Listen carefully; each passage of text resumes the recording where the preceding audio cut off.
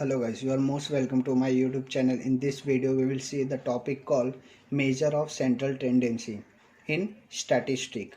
So in this video we will see what is the meaning of the measure of central tendency and what are the types, and we will solve each and every sum related to the concept. So after this video you can solve any sum of this chapter. So if you are new on this channel, please subscribe the channel and hit the bell icon. So let us first see what is the meaning. One of the objective of the analysis of data is to get one single value which describes the characteristic of the entire mass of the data, which can be considered as representative of the entire distribution. That a value satisfying this criteria is central value or an average. So basically what is the meaning of central tendency is central value. We have to find central value, that is average. So for example in a class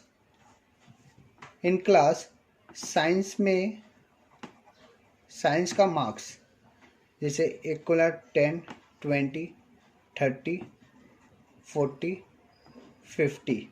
so 5 student है and ये out of 50.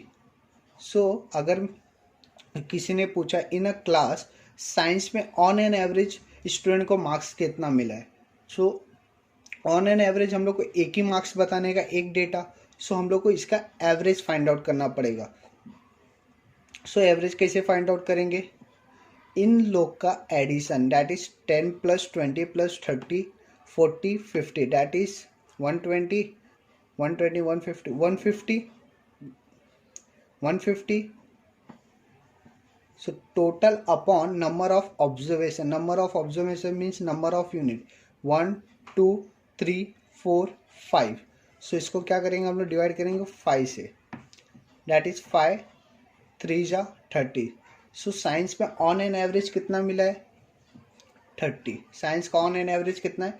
30. So basically हम लोग को एक unit ऐसा find out करना है जो entire mass of the data, data means information, ये डेटा को रिप्रेजेंट करे, ये एक यूनिट. सो ये चैप्टर का मीनिंग क्या है? सेंट्रल वैल्यू हम लोग को फाइंड आउट करना है ऐसे ऑन एन एवरेज निकाल के. So next is what is the types of average. So basically there are 2 types of average. First is mathematical average, second is positional average. In mathematical average, first is arithmetic mean, second geometric mean, third harmonic mean. In positional average, that is also known as measure of location, in that first median and mode. So basically there are 2, median and mode. In this we have to only study arithmetic mean, and in whole video we will talk only arithmetic mean. So in the first, that is arithmetic mean in mathematical average. So what is arithmetic mean? The most popular measure of central tendency is arithmetic mean. In simple term, the mean is computed by dividing sum of all observation by the number of observation. So जो हम लोग ने example किया sum of all observation mean पूरे student का marks को add किया था by the number of observation divide by जितने स्टूडेंट्स है. तो what is the formula? x bar, that is ये किसको डिनोट कर रहा है? अरिथमेटिक मीन को. x bar means arithmetic mean.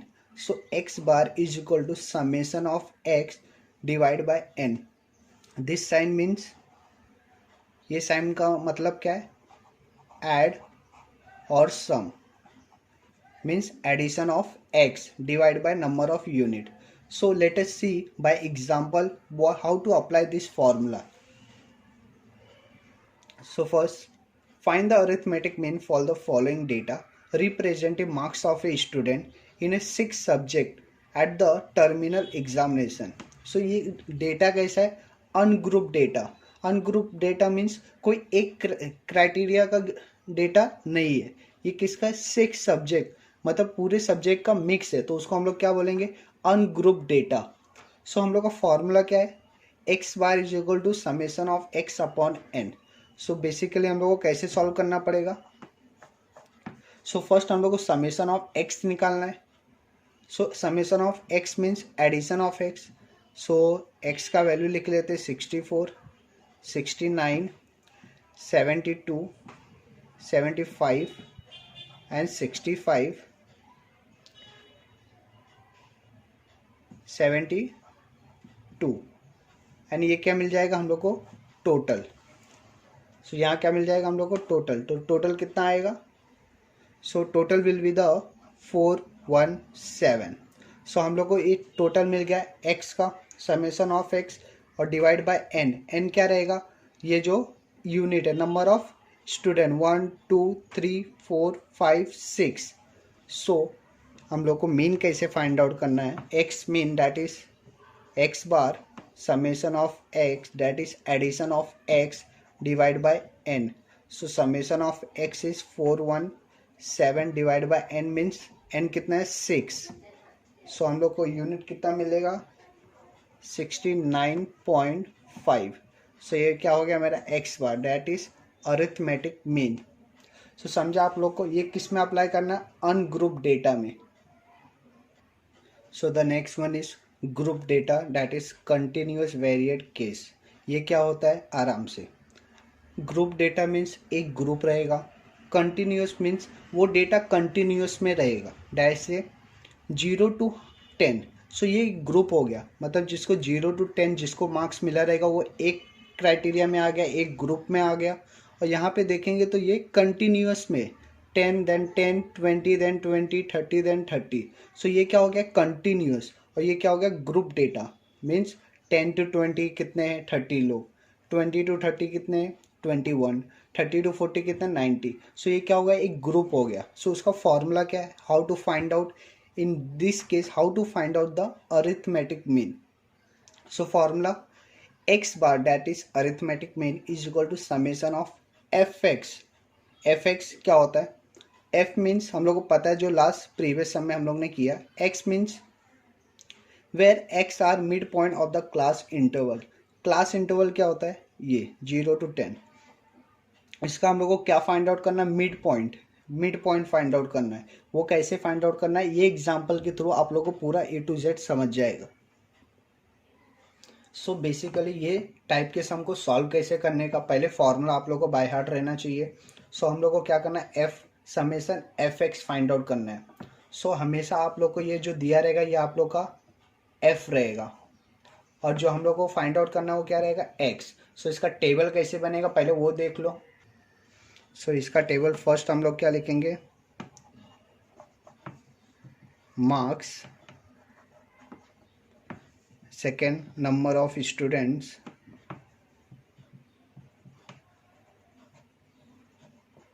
Number of student that is F.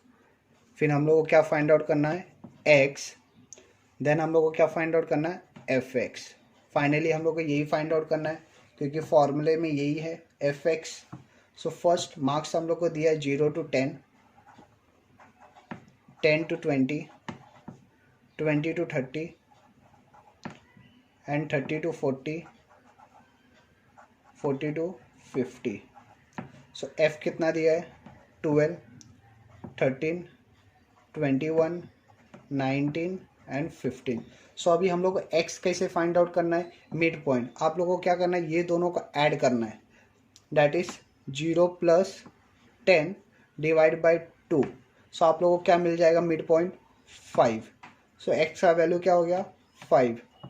Same यहाँ पे 10 + 20 30 हो जाएगा, डिवाइड बाई 2 कितना हो जाएगा 15. Then 20 + 30 50 divide by 2 25. Then 30 + 40 70 divide by 2 35, और ये हो जाएगा 45. सो अभी हम लोग को एफ मिल गया, एक्स भी मिल गया. अब दोनों को इंटू करेंगे हम लोग. सो इंटू करो 12 5 जा 60 एंड 13 15 जा 195, 21 into 25 525 and 19 into 35 6 5 and then 15 into 45 6 7 5. ये आप लोगों को क्या मिल गया एफ ऑफ एक्स का टोटल. अब आप लोगों को फाइंड आउट हो गया.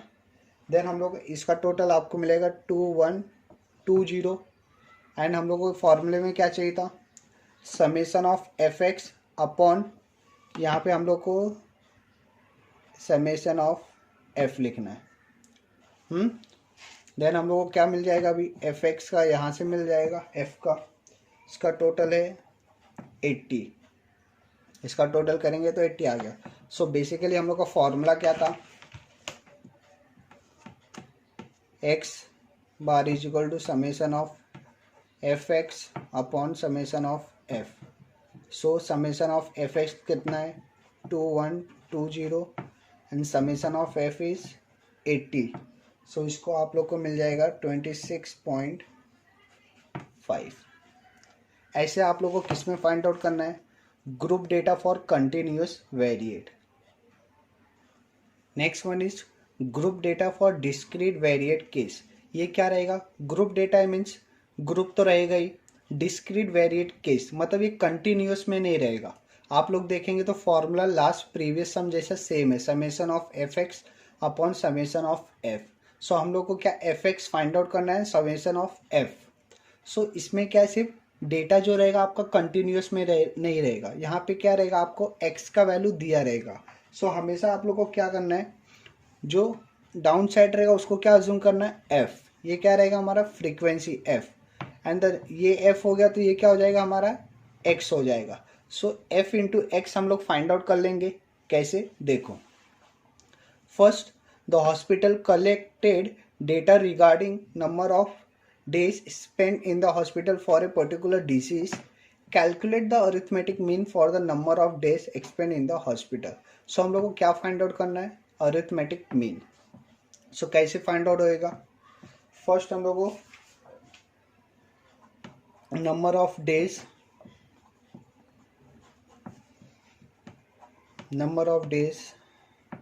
Then number of patient, and यहाँ पे हम लोग को क्या मिलेगा, एफ एक्स। बिकॉज इसमें ये क्या है, एक्स है, ये क्या है, एफ है।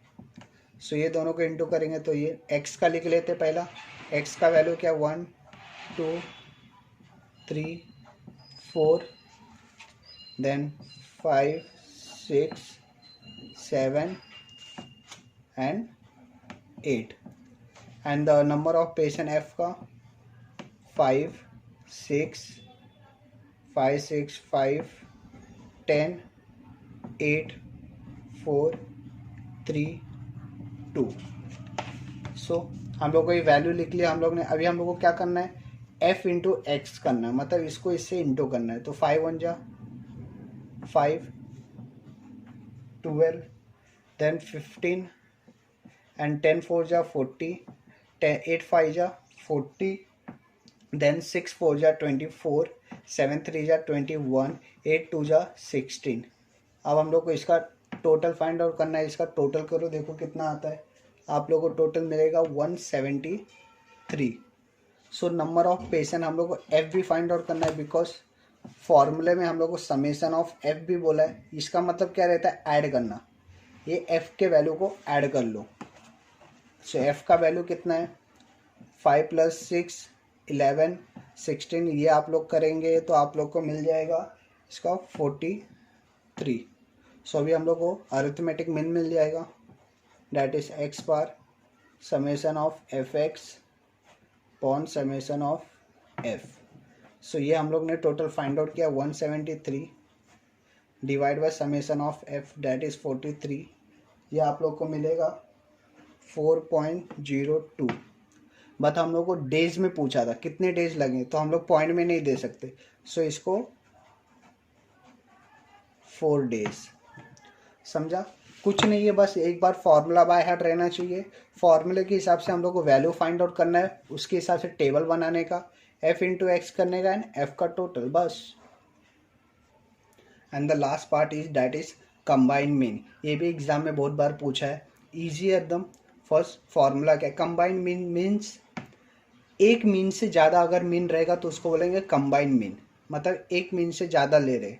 सो x bar is equal to that is arithmetic mean is equal to n1 x bar 1 that is पहला मीन इधर हो गया, प्लस n2 x बार 2, सो दूसरा मीन इधर हो गया, upon n + 1 n 1 plus n2। सो यहाँ पे x बार 1 एंड x बार 2 क्या है, arithmetic mean, and n1 and n2 क्या है, नंबर ऑफ ऑब्जर्वेशन। सो अगर ये फॉर्मूला नहीं समझा तो ये एग्जाम्पल के थ्रू आप लोग को समझ जाएगा, टेंशन मत लो। सो हम लोग एग्जाम्पल देख लेते हैं। If average salary of the two groups of employ are rupees 1175 and rupees 1325 and there are 80 and 50 employees in the two groups। So basically हम लोग को क्या बोला, इफ एवरेज, एवरेज बोला मीन्स तो अरिथमेटिक मीन, हम लोग ने स्टार्टिंग में ही देखा था, अरिथमेटिक मीन मीन्स एवरेज। सो ये हम लोग का क्या हो जाएगा, एवरेज बोला तो, so x bar 1 and x bar 2। So x bar 1 कितना दिया है, 1175, एक्स बार 2 कितना दिया है, 1325 एंड 80 एंड 50 एम्प्लॉयज। ये क्या हो गया, नंबर ऑफ यूनिट हो गया, मतलब ऑब्जर्वेशन हम लोग गिन सकते। सो ये क्या हो गया, n1 and n2। So n1 कितना है 80 एंड n2 कितना है 50। अब हम लोग का फॉर्मूला क्या है पहले वो देख लो, x बार n1 into x bar 1 plus n2 into x bar 2 और क्या है n1 प्लस n2। सो n1 का वैल्यू क्या है 80, एक्स बार 1 का वैल्यू क्या है 1175 प्लस n2 का वैल्यू कितना है 50। हम लोग क्या कर रहे हैं, वैल्यू पुट कर रहे हैं। सो एक्स बार 2 का वैल्यू कितना है इंटू 1325 डिवाइड बाय किससे करना है, n प्लस n2। सो n1 कितना है 80 प्लस n2 कितना है 50। सो ये क्या हो जाएगा, टोटल आप लोग को मिल जाएगा इसका। सो 80 इंटू 1175 ये क्या मिलेगा 94,000 प्लस 50 इंटू 1325 ये आप लोग को मिल जाएगा 66,250 और ये कितना डिवाइड बाय 130। सो आप लोग ये आगे करेंगे तो आप लोग को मिलेगा 160250 total divide by 130। So basically आज इसको डिवाइड करेंगे, टेंशन नहीं, आप लोगों को कैल्सी तो अलाउड है अब। सो 1232.69 ये आप लोग को मिल जाएगा, ये आप लोग को कितना 1232.69 ये हम लोग को क्या है अरिथमेटिक मीन, ये हम लोग को फाइंड आउट करने बोला था। सो इसमें क्या रहेगा, बस आप लोग को फॉर्मूला अच्छे से बाय हार्ट रहना चाहिए और हम लोग को क्या करना है, इस सब में से x1 x2 and n1 n2 ये फाइंड आउट करना है, वैल्यू को पुट करना है एंड उसके बाद इनटू करके वैल्यू फाइंड आउट हो जाएगा। सो ये था पूरा अरिथमेटिक मीन का पार्ट। नेक्स्ट वीडियो में हम लोग देखेंगे नेक्स्ट वीडियो में देखेंगे ऑपरेशन मीन। सो उसमें क्या रहेगा, मीन मीडियन मोड का। सो अगर ये वीडियो आप लोगों को अच्छा लगा हो तो वीडियो को लाइक कर देना, अपने फ्रेंड लोग के साथ शेयर कर देना। Thank you for watching the video.